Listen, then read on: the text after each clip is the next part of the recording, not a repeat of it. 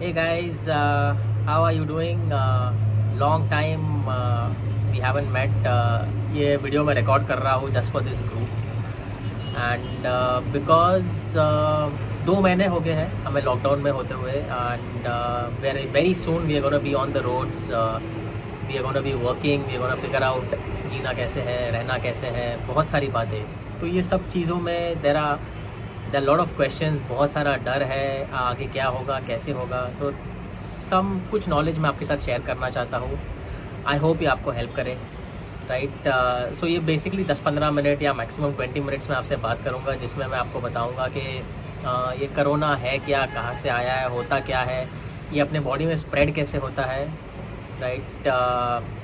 क्यों हम लॉकडाउन में हैं। हम थोड़ी सी बैड न्यूज़ बताऊँगा जो एक्चुअली इतनी बैड नहीं है, राइट।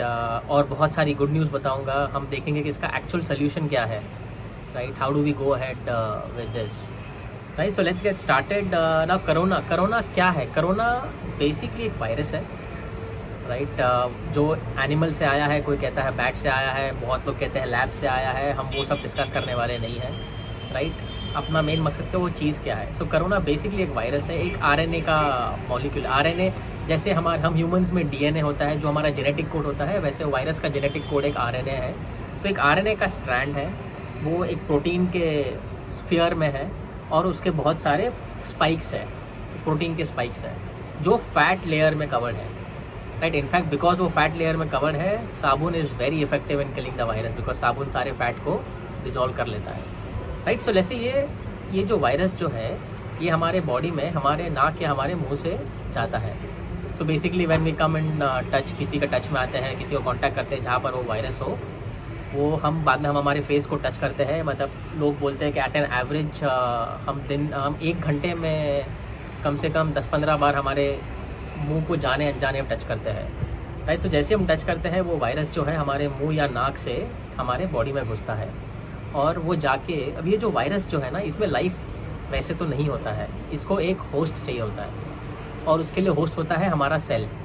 एंड मैक्सिमम टाइम वो क्या होता है, हमारे गले के पीछे जो सेल है उसमें वो रिसाइड करता है। तो वायरस जैसे ही है, जिन्हें बताया मैंने, वो आरएनए का मॉलिक्यूल हमारे गले में जाता है, गले के सेल में वो जैसे ही एक सेल के ऊपर बैठता है, वो सेल का स्ट्रक्चर चेंज करता है। वो सेल को बिलीव करवाता है कि मैं तेरा ही हिस्सा हूँ and we start multiplying.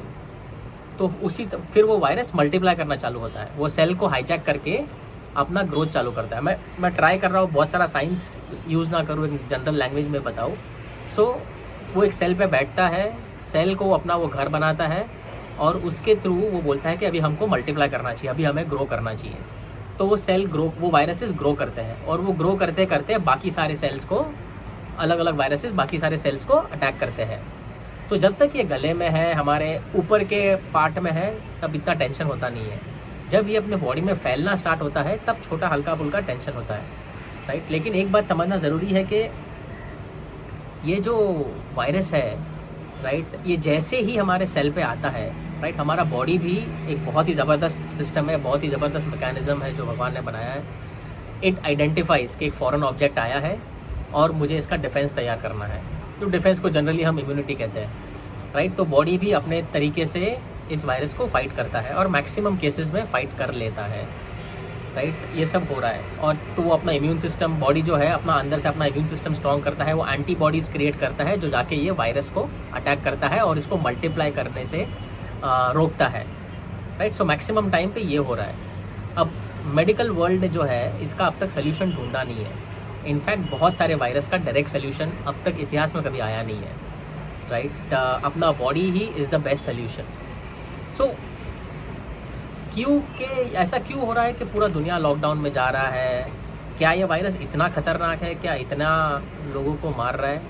Let's understand, ये इतना बुरा नहीं है वायरस, राइट। अगर आप स्टैटिस्टिक देखेंगे तो पूरे दुनिया में 6% मोर्टालिटी है। 6% मतलब 100 में से 6 लोग मर रहे हैं। इंडिया में इनफैक्ट मोर्टालिटी 2.9% है, 100 में से 2.9 लोग मर रहे हैं। और जो लोग मर भी रहे हैं, आप देखेंगे उनका जनरली कुछ ना कुछ हेल्थ इशू हुआ रहेगा, उनका कुछ ना कुछ तरीके से इम्यून सिस्टम वीक रहेगा उस चक्कर में। बट मैक्सिमम केस में हम हमारा बॉडी जो है वो ये वायरस को इजीली हैंडल कर जाता है। तो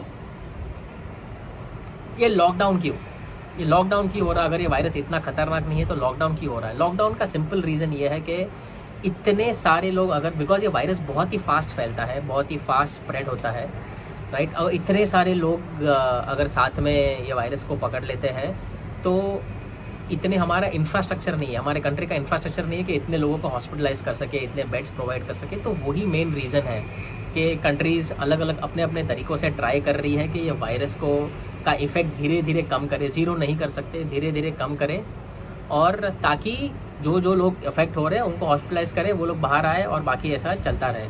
बट अगर सारे के सारे लोग साथ में हो गए तो वो हैंडल करना मुश्किल हो जाएगा, right. Which is the reason हम लॉकडाउन में गए। लॉकडाउन से कोई सोल्यूशन नहीं मिलना है, लॉकडाउन से सिर्फ ये वायरस का इम्पैक्ट या उसका ग्रोथ को हमको कम करना है, ताकि हमारा इंफ्रास्ट्रक्चर जो भी है वो उसको हैंडल कर पाए, राइट। और बहुत सारी बातें चल रही है कि ये वायरस का सोल्यूशन क्या है। वायरस के सोल्यूशन, देखिए मेरे हिसाब से वायरस के 5 सोल्यूशन है। पहला वैक्सीनेशन, राइट। वैक्सीनेशन क्या होता है? जो भी हम वैक्सीन डालते हैं वो अपने बॉडी में उसका ही एंटीबॉडीज़ क्रिएट करता है और वो वायरस को फाइट करता है। अब वैक्सीनेशन जो है ना, कितना भी जल्दी हम बना लें, उसका ट्रायल करना, उसका क्लिनिकल ट्रायल, उसके बहुत सारे ट्रायल करना बहुत ज़रूरी है, वरना उसके साइड इफ़ेक्ट्स भी बहुत बेकार हो सकते हैं। इसलिए ये कम से कम 1-1.5 साल तो लगेगा ही, कितना भी जल्दी ये वैक्सीन बन जाए।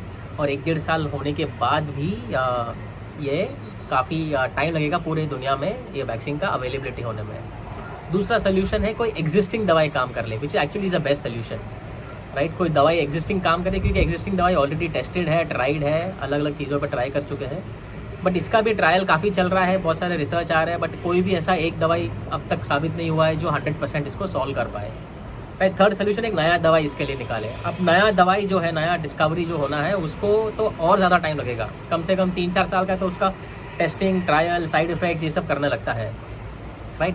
चौथा सोल्यूशन है प्लाज्मा ट्रांसफ़र। तो जो बेसिकली जो ठीक हो चुका है, राइट, उस बंदे का प्लाज्मा ले ले, उसमें जो एंटीबॉडीज़ होते हैं वो एक इन्फेक्टेड आदमी में डाल दे, ताकि वो एंटीबॉडीज उससे काम कर ले। बट ये इतना स्केलेबल नहीं है। स्केलेबल मतलब हम इतना फास्ट तरीके से उसको ग्रो नहीं कर पाएंगे। और एक और तरीका है जिसको हर्ड इम्यूनिटी बोलते हैं, कि पूरे दुनिया को साथ में इन्फेक्ट कर लो, हमारा बॉडी ऐसे भी इम्यून है, तो धीरे धीरे हम यूज टू हो जाएंगे, हमारा सिस्टम उसको यूज टू हो जाएगा, हम इम्यून हो जाएंगे, जैसे हम बहुत सारे वायरसेस को ऑलरेडी हो चुके हैं, राइट। तो ये सारे तरीके हैं। बट लेट्स अंडरस्टैंड, ये सारे तरीकों में ऐसा कोई तरीका नहीं है जो कल वायरस को ख़त्म कर ले। अब लॉकडाउन ख़त्म होने वाला है, हम रोड पे आने वाले हैं, तो बैड न्यूज़ क्या है? बैड न्यूज़ ये है कि हम रोड पे आएंगे, हम काम पे लगने वाले हैं, और ये वायरस दुनिया से गया नहीं रहेगा। दुनिया छोड़ो, अपने लोकेलिटी से गया नहीं रहेगा, हमारे एरिया से गया नहीं रहेगा, राइट। तो हमको रहना है उसमें। तो बैड न्यूज़ ये है कि हमें फिर भी उसमें काम, बिकॉज हम सोल्यूशन क्या है? हम 2 साल खुद को लॉकडाउन में रखें, वो तो हो नहीं सकता, हम घर के अंदर ही मर जाएंगे। बट अदरवाइज़ हमको बाहर जाना है। अब बहुत सारे सोल्यूशन दिए जा रहे हैं कि हाथ को कंटिन्यू सैनिटाइज करो, धो, मास्क पहनो, बहुत सारे स्प्रेज आ रहे हैं, इन्फेक्टेंट्स आ रहे हैं, राइट। सो क्या ये सोल्यूशन इफेक्टिव है? To some extent social distancing, ये सारी चीज़ें काम करेगी, बट 100% नहीं।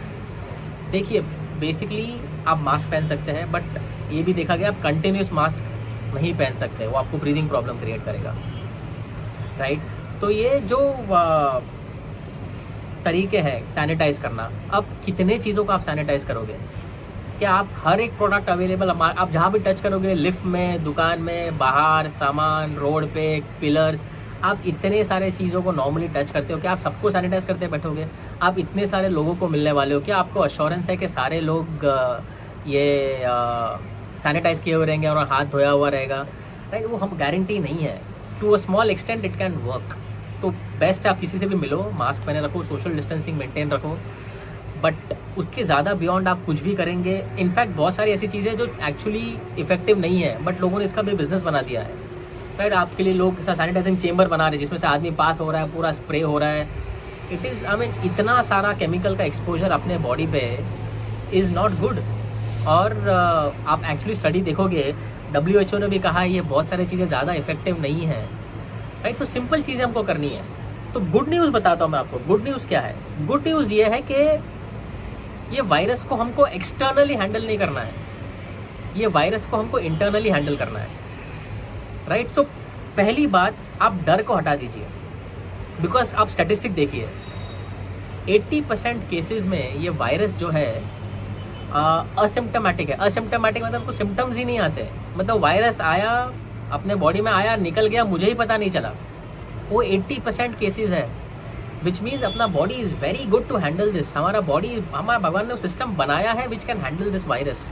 सो 80% केसेस में तो वो होता ही नहीं है, तो हमको इतने डरने की जरूरत नहीं है, बिकॉज हमारा body already is able to handle that, right. In fact जैसे मैंने आपको पहले भी बताया, हमारा मोर्टेलिटी रेट 3%, इंडिया में 2.9% मोर्टेलिटी है, राइट। मतलब 97 लोग क्योर हो रहे हैं, 97। एंड हॉस्पिटलाइजेशन भी आप देखेंगे, हमको डर है, राइट, वो वेंटिलेटर पे।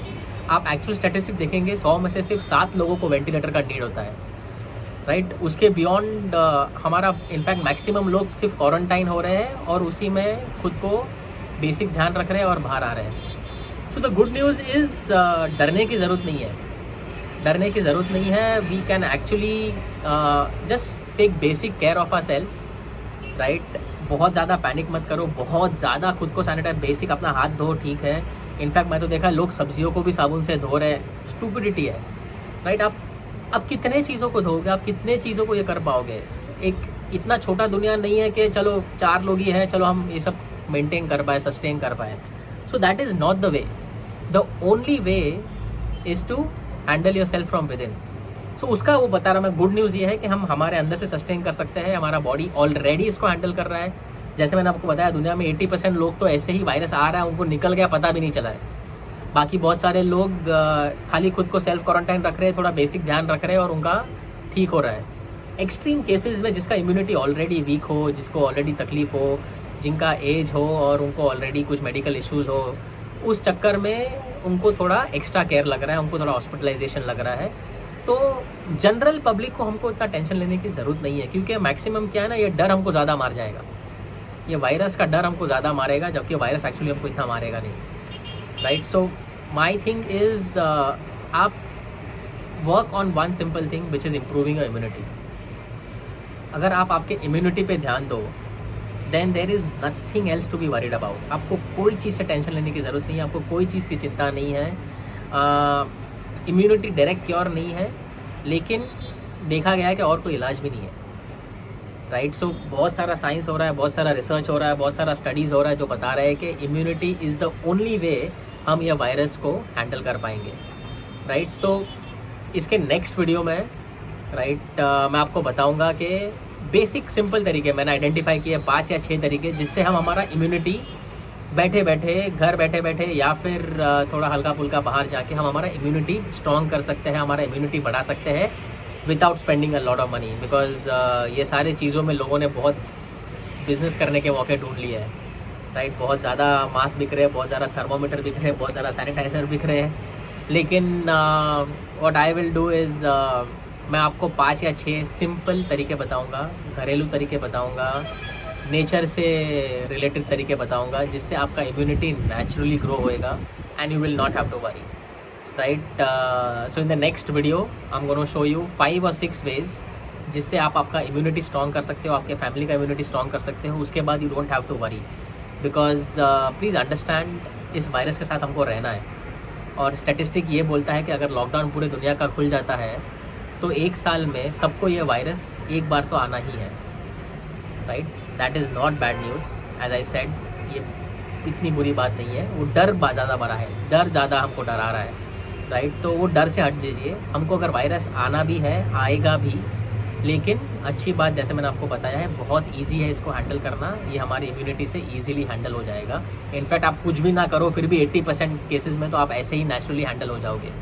बट हमारा चांसेस बढ़ाने के लिए, हमारा chances of fighting this virus बढ़ाने के लिए मैं आपको इम्यूनिटी के कुछ स्टेप्स बताऊंगा, कुछ तरीके बताऊंगा in my next video. Thank you very much.